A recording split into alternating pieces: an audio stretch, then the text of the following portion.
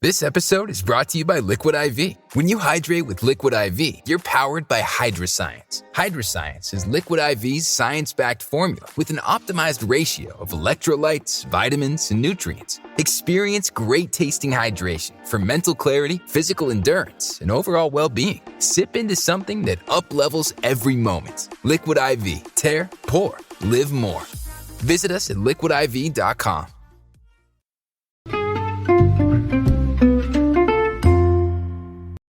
Hi everybody and welcome to the Dr. Psych Mom Show. Today I'm going to be talking about normal privilege. And what does that mean? It means when you grow up with functional parents.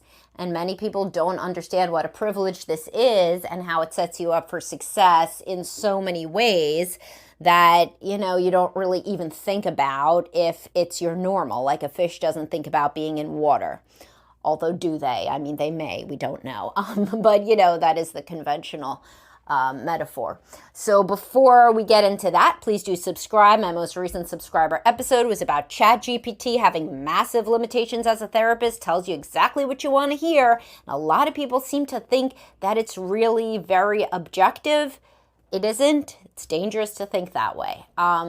So subscribe for that and over 200 other subscriber episodes.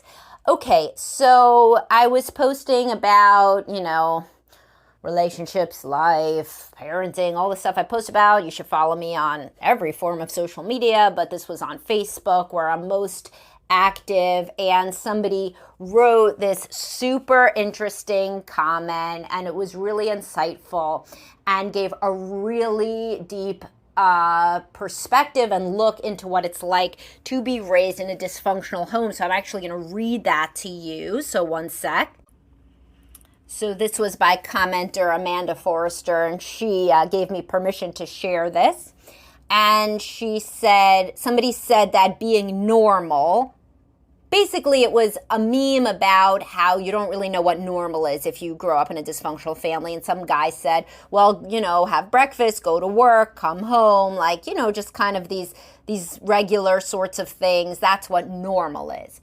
And so, which was good, that's certainly right. To get a job and to get up every day and to go to it is certainly one big part of being normal, quote unquote. And by normal, meaning functional and healthy, but even more than that, it's kind of like most people. That's the mathematical definition, right? The normal distribution. So if you want to be plus or minus one standard deviation from the mean, which most mammals do to fit in, you may want to be wealthier than that or smarter than that or hotter than that. But in terms of how do you interact with people, how are you on the friendliness meter, on the likability scale? Most people really want to be, just thought of as good enough, average, healthy, normal. So she said, it means way more than that. It means things like eye contact, smiling at the appropriate times, when to apologize and when not to apologize, learning not to have the body language of a whipped dog, or conversely, learning how to calm down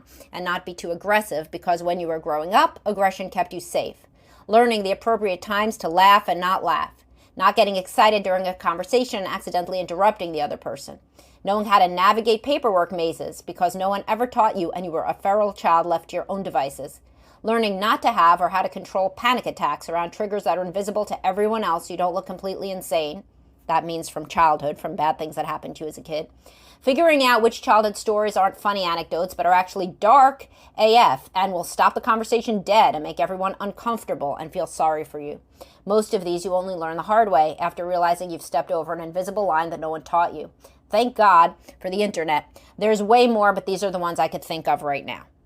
So I felt that was really insightful and gave people insight into what it's like when you're not taught any social norms. When you come from an abusive or neglectful household where parents are struggling with mental illness or addiction, they don't have the bandwidth or the knowledge themselves or the childhood experiences themselves, right? Their own parents likely struggled with the same or worse. Most people do better than what they experienced, right? So if your father beat you, he probably beat you a little bit less severely than he got beaten, which doesn't mean it's okay at all, but it's understandable more when you see that somebody who abused you got abused, you know? I mean, that's like a real kind of explanatory variable for many people as they introspect in therapy or on their own about their dysfunction.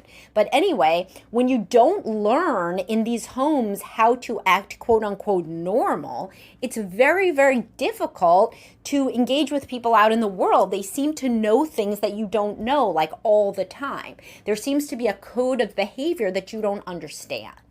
And this is the same if you grow up in a home, like for example, I read somewhere on the internet that it was a long time, there was some meme before, so some guy who had an alcoholic family, he went to his friend's house and the dad had a drink, and this person, at that point a child, was just waiting for the violence to start. And then there was no violence, and it was shocking. Oh wait, so in other people's houses, like the dad can drink and then nobody hits anybody?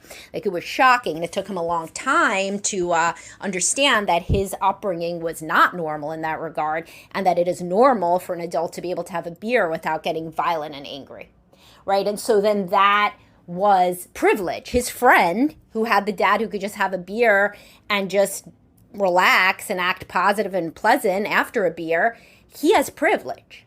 Right? And he doesn't even know that he has privilege. And I mean privilege, like, you are given a gift if you have a normal functional family. And this is like super important to understand when you're comparing yourself to others, because I talk about this a lot in my private practice with clients, and I write about it a lot. You got to think of who your comparison group is, right? If you are struggling with parenting, but your parents were basically MIA, and you were making your own food, dealing with your own stuff, you weren't taking to the doctor a lot, or conversely, they were completely anxious, hovering on top of you. You were not allowed to have other experiences that other kids had, such as, going to the playground and playing freely and being relaxed and confident. You got to think, you are learning everything from scratch. You don't have normal privilege. It wasn't normal in your house, You don't have that privilege of being able to say, oh, my family looks like the average family, so whatever I learn here at home is going to be translated outside of home. That's such privilege to be able to say what I am learning here from my parents I can do in another house. You got to learn this. Just like Amanda said in her comment, you got to mess some stuff up in an embarrassing way before you realize, oh shit, there's nothing that I learned at home that's going to be transferable into another family, right? So, for example, if you grow up without any manners being taught to you at all, if you grew up eating with your hands and just wiping your hands on your clothes, not sitting down for a meal with a napkin and a fork and a spoon, and this happens a lot. If parents are drinking, if they're depressed, if they're leaving you alone a lot, who do you think is sitting there teaching the kids manners? Nobody, right? And so then the first time you go over to a friend's house and you start to eat something with your fingers, or you're burping, or you're not using a napkin, they look at you like you're crazy, right? And a lot of my clients have recounted experiences like this where they realize, oh my God, the things that passed in my house for our everyday behavior just are not normal. Or some kids understanding that, that parents are supposed to be they're supposed to be loving, they're supposed to listen to you, they're supposed to be positive. So for example, you go over to a friend's house and the parent would be like, oh, how was your day, sweetheart? And it's if nobody really ever said that to you before, you don't really even know what to say. Sometimes you say nothing and then you seem really unfriendly. But really, you're just surprised. You don't really know what you're supposed to say. If nobody's ever really asked you about your day, you have no real idea kind of the conversational style of how that would go, the sorts of things you're supposed to report on or not report on. The best novel that I've ever read about this was called The First Day of Spring. I think I've mentioned that before. Of course, I've been doing this podcast for a long time, so probably if I have, this is new to the majority of you. But First Day of Spring is awesome. It's super sad though. And it's about a little girl who is raised in a super dysfunctional home and she's hungry. And the hunger kind of impacts everything that she does and all the choices that she makes, whose house she wants to go over to, how she misbehaves. Nobody understands that it's because she's hungry, and that's only one part of her problems. So you should definitely read that if you want a novel that really, really gives you an eye eyewitness account into what it is like on so many levels to be a child in a dysfunctional home, everything that she thinks is kind of wrong. Like her basic assumptions about the world, and I don't want any spoilers, are wrong because of the fact that nobody's teaching her anything, and nobody's loving her in a healthy way.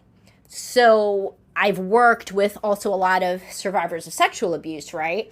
And they have absolutely no idea how quote unquote normal parents act around sex. So I worked with kids in a group home. I've talked about that a lot on internship, and sometimes after sexual abuse, they'd be taken out of the home by CPS, and then they would go and get adopted away. And when they were adopted away, frequently they would engage in sexual behaviors with their new family, even trying with the parents or certainly other children, because that's all they knew. That's what you do. If you're close to somebody, if you're living with them, you engage in sexual behaviors. And to be taught that wasn't okay was new information, and it's super sad, right? And so you could see even in a less dramatic way, this is the same for kids who grow up in conflictual households. So I talk all the time, stop fighting in front of your kids, stop fighting, stop making everything a cortisol releasing stressor, a war zone in your home, right? Because what do your children learn to do? Or what did you learn to do if this happened to you? You learn to fight. So then your friendships have fighting and, yelling at each other and fighting over things. And then your relationships, of course, have fighting. You can see it. My kids are getting older and older, and you see like the beginning romantic relationships, and I hear lots of stories about the ways that different children handle different romantic relationships, as these incipient relationships. And whenever there is like all this drama, it's like so obvious, there's drama in the home. Like as a psychologist, as a mother, it's like just like there is no way that happens without that. That is if a child associates their earliest romantic experience as though it has to be fraught with jealousy, drama, fighting, threatening. How would they learn that, right? How would they learn it if it's not happening? And so if this is you could be having an aha moment. All of the adult listening to this podcast, if all of your relationships early on through your whole life were chaotic and volatile and conflictual, guess what? Of course that comes from what you saw. Of course you saw a similar thing. Sometimes it's the marriage. Since in other cases, it could be like unmitigated sibling bullying or conflict that your parents just threw up their hands. They did not know what to do about it. Maybe they could have been trying to ameliorate it. But when people come from a lot of sibling bullying, then they also think that the home is a negative, dangerous place and people are out to get each other, So it's really, they don't have normal privilege, And so that's really my point here, is when people have functional homes with loving, kind interactions between people, that is privilege. That's privilege. And if you didn't have that, then do not compare yourself to those people, right? You got to compare yourself to the people who didn't have that and who are trying hard to improve themselves and to make life better for themselves and their children. Don't compare yourself to these people whose parents used to have a little disagreement and then kiss and make up. Right? Your relationships are going to be harder than the children of those people. But they don't have to be forever. You could get into therapy, right? You could work on yourself. You could listen to podcasts like this. You could read lots of books, and you can from scratch figure out how to be quote unquote normal, how to give normal privilege to your kids. You want your kids to take for granted that people are loving, the world is positive, the world is fun, you are a person of worth and value, you get taken care of. You want the normal privilege to go to your kids, right? And that could be the most rewarding work of your life as a human being and parent. And of course, fixing yourself and processing your own issues and the grief surrounding not having had this is a key part of that work. You can't really give your kids, quote, normal privilege without working on healing your own wounds in that area, because you were a kid and you deserve to be raised with that, and you weren't. So it's kind of difficult then. Sometimes people are jealous of their own kids, and that's like a taboo to say, but a lot of times people share that in therapy, and coaching, and they say yeah, I'm trying to do all these things that you say, and then I'm consumed with why are my kids so fucking spoiled and entitled? Wow. And then we got to talk about you're providing the water for this fish, and it's loving water. They get a lot of stuff.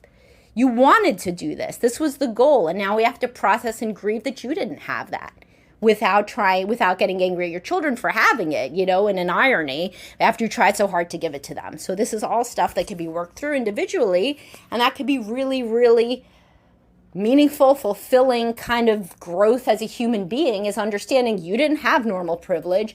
You want to give it. You don't want to pass down the intergenerational trauma.